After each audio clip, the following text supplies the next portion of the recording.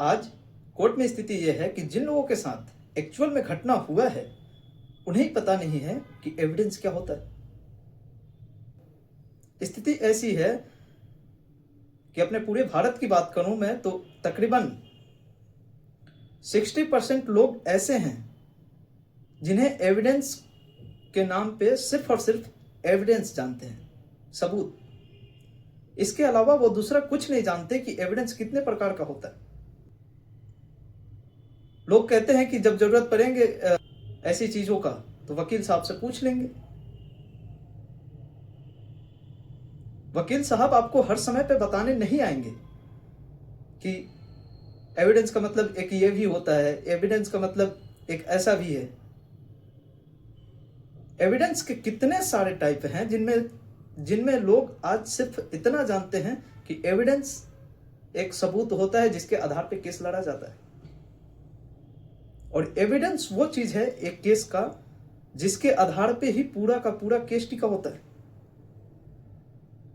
मैं इस चीज को क्यों कह रहा हूं क्योंकि हमारे साथ एक क्लाइंट मैं इस चीज को क्यों कह रहा हूं क्योंकि आज एक क्लाइंट मिले हमारे साथ जिनका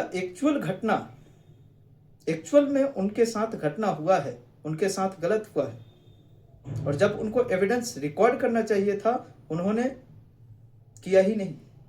कारण पता है क्या था? कारण सिर्फ और सिर्फ ये था कि उन्हें पता ही नहीं है कि एविडेंस ये भी एक एविडेंस होता है। आज मैं अगर 10 एविडेंस की नाम गिनाऊं जिसमें से मैं आशा ही नहीं विश्वास के साथ कह रहा हूं कि आप में से हर वो लोग 2-3 को ही मुश्किल से नाम जानते होंगे। आपको अपना राइट को लेकर खुद ही अवेयर होना पड़ेगा, कोई और आपका राइट दिखाने नहीं आएगा। और अगर ऐसा है कि आप अपने राइट को लेकर अवेयर नहीं हैं तो आप कुछ भी कहें श्रीमान, आपकी जिंदगी खतरे में है। दूसरा, लोग ये कहते हैं कि कानून इतना टफ है कि हमें समझना तो दूर, उसे समझना मुश्किल सा लगता है।